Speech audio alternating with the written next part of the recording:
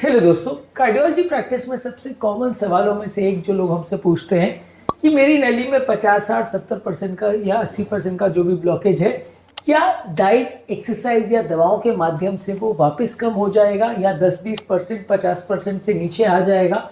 ये काफ़ी कॉमनली लोग हमसे पूछते हैं। आज हम जानने का प्रयास करेंगे आज की दवाइयाँ या आज की जो पद्धतियाँ अवेलेबल है वो कितनी हद तक सक्सेसफुल है हमारे एग्जिस्टिंग ब्लॉकेजेस को कम करने में, और क्या हम सिग्निफिकेंट रिग्रेशन या ब्लॉकेज में कमी डॉक्यूमेंट कर सकते हैं या नहीं, ये समझने का प्रयास करेंगे ताकि लोगों को समझ में आए कि प्रैक्टिकल कॉन्सेप्ट क्या है, रियलिटी क्या है और फ्यूचर में वो अपने ब्लॉकेजेस से क्या एक्सपेक्ट कर सकते हैं दवाइयों के माध्यम से, ये समझने का प्रयास करेंगे।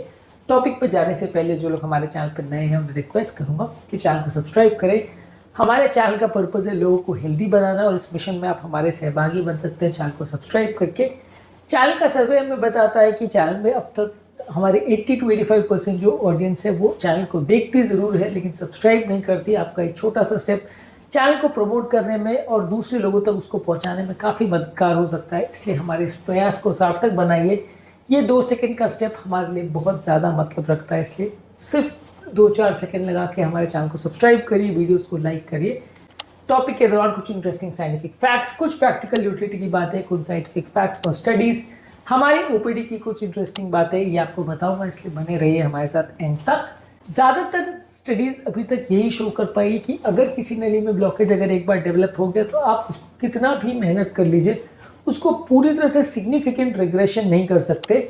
Journal of American college of cardiology में 2018 में एक आर्टिकल पब्लिश हुआ था जहां पे बताया गया था कि कोलेस्ट्रॉल रिड्यूसिंग ड्रग्स, खासकर जो सबसे कॉमन दवाइयाँ स्टैटिन दी जाती है, वो कोलेस्ट्रॉल के ब्लॉकेज को ज़्यादातर स्टेबलाइज ही करती हैं, उसको बढ़ने से कुछ हद तक रोक सकती है लेकिन उसको पूरी तरह से रिग्रेस या नॉर्मलाइज नहीं कर सकती हैं।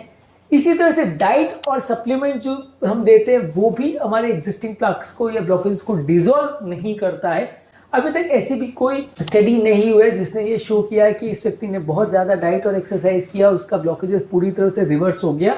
ये ज़्यादातर किसी भी केस में नहीं देखा गया है।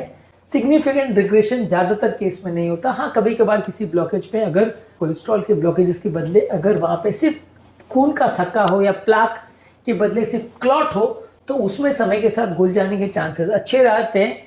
लेकिन कोलेस्ट्रॉल का ब्लॉकेज अगर नली में जम जाए और खासकर अगर वो हार्ट ब्लॉकेज हो तो उसके कम होने के चांसेस काफ़ी ज़्यादा कम रहते हैं। मेडिसिन आपके ब्लॉकेज के प्रोग्रेशन यानी बढ़ने के चांसेस को कम कर सकते हैं पर उसको श्रिंक बहुत रेयरली करते हैं। रिवर्सल ट्रायल जो कि इस मामले में काफ़ी बड़ी ट्रायल थी, उसमें ये शो किया गया था कि हाई डोज स्टैटिन से प्लाक का ग्रोथ को कुछ हद तक कम किया जा सकता है, लेकिन इसमें जो रिग्रेशन है 18 महीनों में वो खाली 1% देखा गया था और वो 1% भी कितना सही है कितना गलत है कह पाना बहुत मुश्किल है और सिग्निफिकेंट भी नहीं है। मान लीजिए अगर आपका ब्लॉकेज 80% है उससे अगर 79 हो गया तो कुछ खास फर्क नहीं पड़ने वाला। अगर एंजियोप्लास्टी या ट्रीटमेंट जो भी करना है उसमें डिसीजन मेकिंग में कुछ फर्क नहीं पड़ने वाला। तो इसलिए 1-2% का अगर रिग्रेशन हो भी रहा है तो उसकी कोई प्रैक्टिकल सिग्निफिकेंस नहीं है।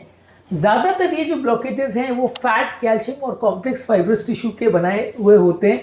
ज़्यादातर ये अपने आप कम नहीं होते। इवन आप कैल्शियम कम करने वाली दवाइयाँ, इन्फ्लेमेशन कम करने वाली दवाइयाँ या कोलेस्ट्रॉल कम करने वाली दवा, सारी चीज़ अगर साथ में भी लेते हो तो भी वो ब्लॉकेज को 70% के 50% या 30% कर देंगी, वैसा यूजली नहीं होता है।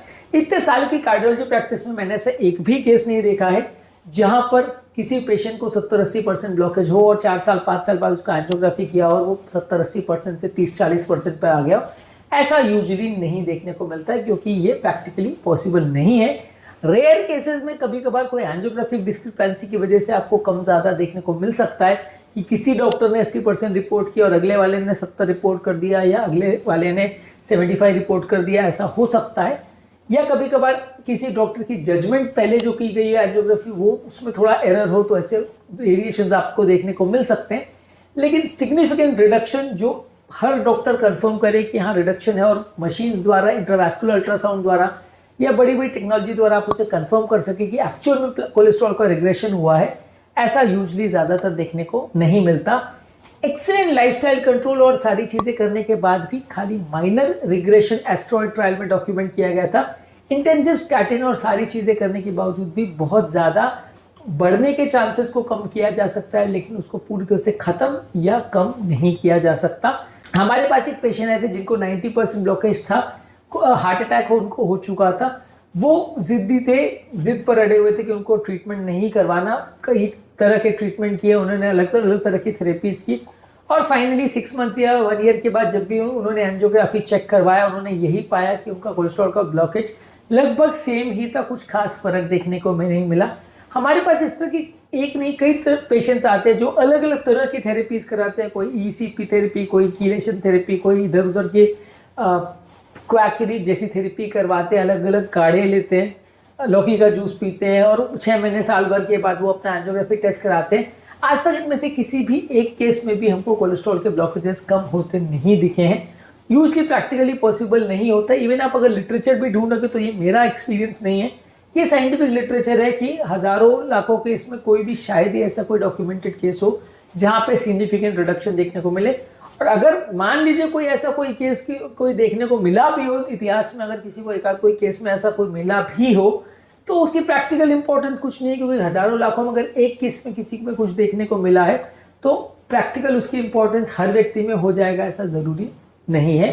इस मामले में अमेरिकन हार्ट एसोसिएशन की साइंटिफिक स्टेटमेंट जो 2019 में आई थी उसमें बताया था कि एथेरोस्क्लेरोटिक प्लाक में रिग्रेशन बहुत कम है। इवन इंटेंसिव थेरेपी भी आप करते हो उसमें भी रिग्रेशन या कम होने के चांसेस बहुत ज़्यादा कम है। ब्लॉकेजेस लंबे समय तक साइलेंट रह सकते हैं, उनका बढ़ना आपको पता ना चले जब तक वो हार्ट अटैक करे, ऐसा हो सकता है, लेकिन यूजुअली उनको दवा गोली या एक्सरसाइज थेरेपी द्वारा कम करना ज़्यादा मुश्किल है। स्टेबलाइज किया जा सकता है, जिसका बेसिकली मतलब ये है कि उसमें हार्ट अटैक होने के चांस या उसके रप्चर होने के चांसेस को कुछ हद तक कम किया जा सकता है, पर वो भी पूरी तरह सक्सेसफुल नहीं होता। हर तरह की थेरेपी के बावजूद भी आप 100% गारंटी नहीं बोल सकते कि इसमें कभी कोई अटैक नहीं आएगा। ये प्लाक स्टेबलाइजेशन भी 100% नहीं है। यही कारण है कि 80-90% वाले ब्लॉकेजेस में अक्सर ट्रीटमेंट ही रिकमेंड किया जाता है, क्योंकि उस तरह के ब्लॉकेजेस में अटैक आने के चांसेस काफ़ी ज़्यादा रहते हैं। आप कितनी भी डाइट, एक्सरसाइज, थेरेपी कर लीजिए, लौकी का जूस पी लीजिए, लेकिन वो कम होने वाला नहीं है, और वो 80% से धीरे धीरे करके 90 पे ही पहुंचेगा, वो 50 पे नहीं आने वाला है। तो अगर अटैक आने के चांसेस है और उसमें जान का खतरा है तो अक्सर उसमें ट्रीटमेंट ही कराना पड़ता है। एंजियोप्लास्टी और बाईपास ही कुछ इस तरह की थेरेपीज हैं जो क्लियर कट आपको रिजल्ट्स दे पाएंगी और आपके ब्लॉकेजेस को पूरी तरह से नली से हटा पाएंगे, या एक प्रॉपर सोल्यूशन आपको दे पाएगी उस प्रॉब्लम का। अदरवाइज बाकी कोई भी थेरेपी जो आप करते हो वो सिग्निफिकेंट आपको बेनिफिट नहीं दे पाएगी। और ज़्यादातर अगर आप कोई और तरह का थेरेपी करते हो, जैसे बलून कर रहे हो, लेजर कर रहे हो, या कुछ और थेरेपी कर रहे हो एंजियोप्लास्टी द्वारा, तो वो भी एक एंजियोप्लास्टी का तरीका ही है बेसिकली, लेकिन वो अपने आप में कोई ऐसी थेरेपी नहीं है जिसमें आप प्रॉपर थेरेपी से बच सकते हो और डाइट और एक्सरसाइज या दवाओं के माध्यम से अपने ब्लॉकेजेस को कम कर सकते हो बिना किसी अग्रेसिव थेरेपी के। ज़्यादातर सॉफ्ट प्लैक्स अगर किसी व्यक्ति को, तो उसमें हार्ट अटैक होने का चांस ज़्यादा होता है। हार्ड कैल्सिफाइड प्लैक्स में कंपैरेटिवली हार्ट अटैक होने का चांस ज़्यादा रहता है। ब्लॉकेजेस की स्पीड से बढ़ेंगे वो आपके कोलेस्ट्रॉल पर, आपकी जेनेटिक टेंडेंसी पर, आपके बॉडी के इन्फ्लेमेशन पर और बहुत सारे फैक्टर्स पर डिपेंड करता है। तो यदि आपने दवाओं के माध्यम से सिर्फ कोलेस्ट्रॉल को भी अगर कंट्रोल कर लिया तो वो भी गारंटी नहीं करता है कि ब्लॉकेजेस नहीं बढ़ेंगे। ज़्यादातर अगर किसी व्यक्ति को ऐसी कोई स्टडी या ऐसे कोई व्यक्ति मिसलीड करता है कि आप ऐसा करो और आपका ब्लॉकेज कम हो जाएगा, तो आपको उसको क्वेश्चन करना चाहिए, और यदि कोई थेरेपी आपको ऑफर कर भी रहा है तो उसको रीचेक करना चाहिए कि 6 महीने या साल भर की थेरेपी में एक्चुअल में कोई रिग्रेशन हुआ भी है या नहीं। कई बार इस तरह की थेरेपी में लोग आपको बेवकूफ़ बनाने के लिए बोल देते हैं कि रिग्रेशन हो गया या कम हो गया, लेकिन एक्चुअल में आप मल्टीपल जगह अपनी एंजियोग्राफी अगर चेक कराते हो तो पाते हो कि जो भी क्लेम्स किए गए थे वो ज़्यादातर झूठे थे और ज़्यादातर उसमें कुछ सिग्निफिकेंट फ़र्क नहीं हो पाया है। और यही सच्चाई है जिसको आपको एक्सेप्ट करना पड़ेगा कि एक्चुअल में रिवर्सल नहीं होता। अगर ब्लॉकेज बना है उससे पहले आप उसको प्रिवेंशन पर चले जाओगे तो उसके बनने और बिगड़ने के चांसेस कम हो सकते हैं, लेकिन एक बार अगर वो बन गया तो उसके कम होने के चांसेस काफ़ी कम है।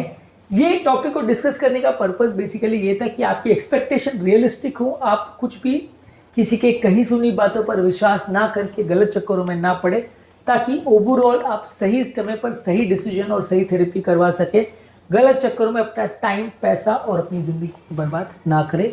उम्मीद करूँगा कि आज के टॉपिक में कुछ नई बातें जानने को मिली होगी। जो लोग हमारे चैनल पर नए हैं उन्हें रिक्वेस्ट करूँगा कि चैनल को सब्सक्राइब करें। हमारे चैनल का पर्पज़ है लोगों को हेल्दी बनाना, और हमारे सर्वे बताते हैं कि हमारे अभी तक ज़्यादातर व्यूअर्स जो हैं 80-85% वो चैनल को देखते ज़रूर है लेकिन सब्सक्राइब नहीं करते। आपका ये छोटा सा स्टेप हमारे लिए मोटिवेशन और इंस्पिरेशन का काम करता है और हमें आगे अपना हेल्दी मिशन को आगे बढ़ाने के लिए प्रेरणा देता है। इसलिए थोड़ा सा टाइम निकाल के हमारे लिए ज़रूर मदद करें। आपके कमेंट्स भी हमें जानने में मदद करते हैं कि आपको हमारा कंटेंट कैसा लग रहा है, प्लस हमारे लिए मोटिवेशन और इंस्पिरेशन का भी काम करते हैं। इसलिए वीडियोस को देखते रहिए, कमेंट करते रहिए और हेल्थ के सफर में हमारे साथ आगे बढ़ते रहिए।